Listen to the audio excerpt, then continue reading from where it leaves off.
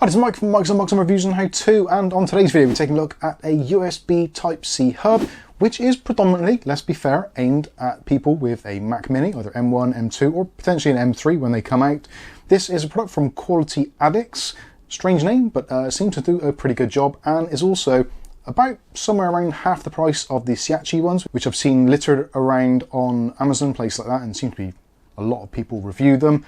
But this comes in at a bit of cheaper price. Potentially it might not be as fast, but certainly it seems to have all the features that I particularly need, and potentially it might do for you as well. Now you can actually use this with a PC or a Mac. The choice is yours. It is USB Type-C compliant, so either way it's going to be absolutely fine.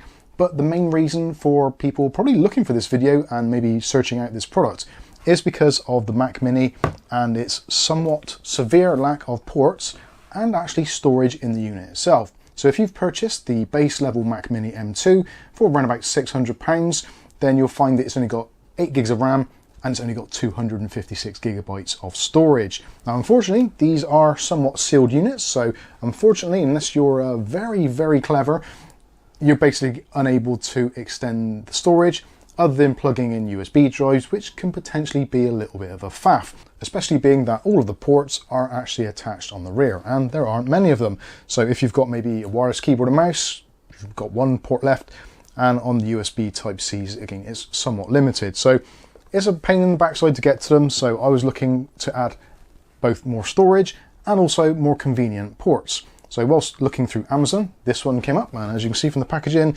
it's a relatively generic affair, so USB Type-C hub.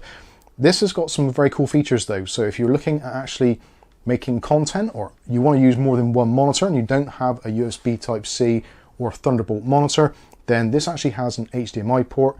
So you can actually output to VGA as well, should you wish to. A little bit of an old thing now, but certainly it is available. So the VGA port, you can support up to 1080p at 60 Hz. The HDMI port will support up to 4K 60 Hz, and you can use both of them together at the same time whilst still using the port on the back of your Mac. So something for a triple monitor setup, should you wish to. One of the really clever things about this is the fact that there is actually a SATA based storage unit in there as well. So you can just take a flap off the bottom, which you're probably going to be seeing for some B-roll. There is a standard SATA port on there, so you can install a SATA drive up to 2 terabytes in size.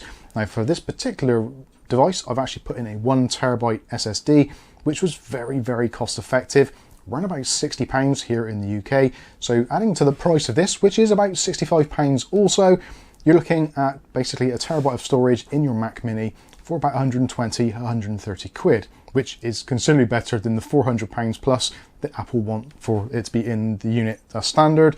And that's still only going to be a terabyte, whereas this, we've got the built-in storage and also we've got spare storage, which can also be upgraded or changed at a later date. On the back of the box, it goes over some of the specifications, so I'll give you a quick close-up of that so you can have a read through. Obviously, if you want to, pause the video, you can read those at your leisure. As always, I will be putting links for this in the video description so you can check out in more depth should you want to.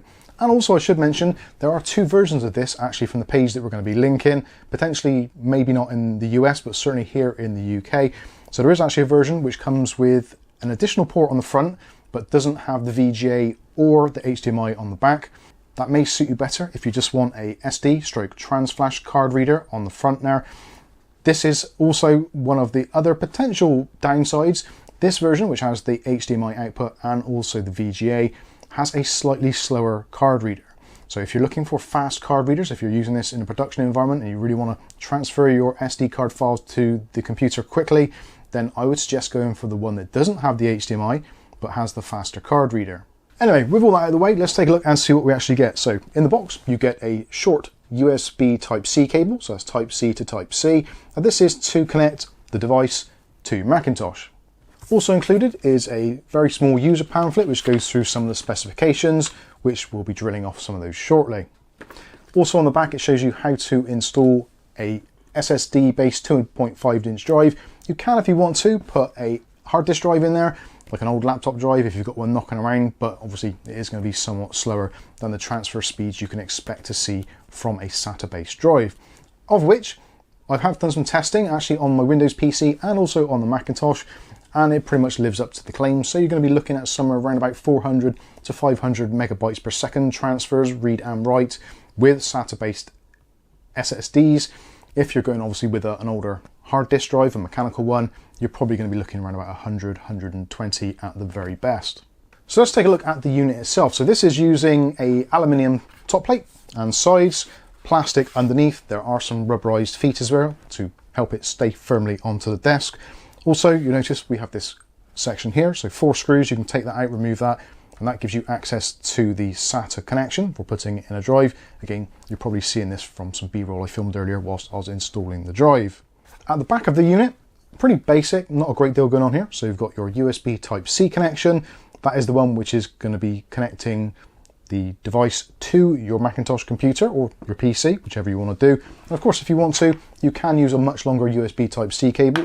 So if you want this maybe on the top of your desk and looking pretty cool, and you want your PC out of the way, just use a longer USB Type C cable, and that's totally fine. So again, on ports, HDMI, as we said, 4K 60 supported, and a VGA, so that's going to be 1080p 60 Hz.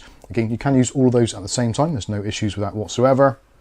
Moving around to the front, so this is where it's actually going to be probably the most convenient thing for most people. So we've got a USB 2.0 on the end, so that's going to be 480 megabits per second. Next to that, we've got 2 USB 3 ports, so those are going to support up to 5 gigabit per second.